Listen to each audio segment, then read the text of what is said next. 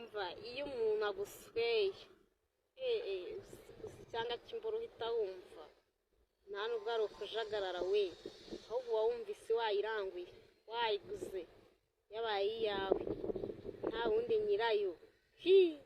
baragiza ngo wajagaraye ntabwo wajagaraye ahubwo uba waryohewe ariko ntabwo ari bose babiryoshya harimo n'ababibishya we ariko nawe mugore iyo wabihiwe mani urayifata ukinyaza cyangwa se ukayifata ukayikubita kuri rugongo neza si wumva cyangwa ntabwo mujya mubikora muragenda mukagarama gusa mukareba mu mabati yigo mw'abagore mwe cyangwa murabikora neza ariko abenshi muragarama ntabwo muba muzi ibyo murimo ntabwo muba muzi ibyo muri gukora mwajya mubikora neza se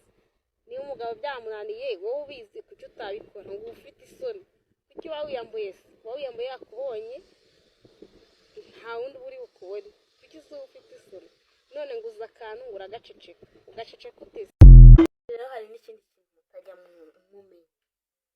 uzi iyo umugore avuze ati wenda ise w'umwana yapfuye ahagaze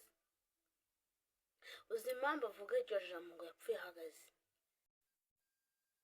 buriya hari igihe ubona umuntu yarapfuye kandi ariho ati gute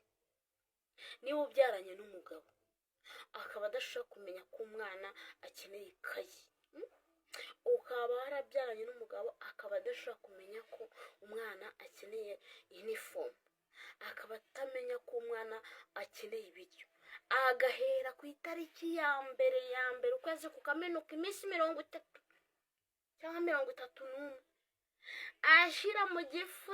mu gifu cye kandi ubwo hari amaraso yamuvuye ariko rero hari n'abagabo bagira inda nini si ubundi uhereye kuwa mbere urya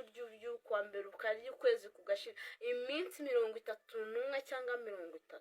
urya uzi ko hari amaraso yawe yakuvuye mu bundi iyo utekereje neza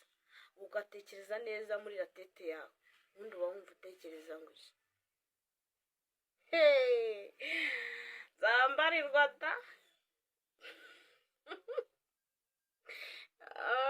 zombimenya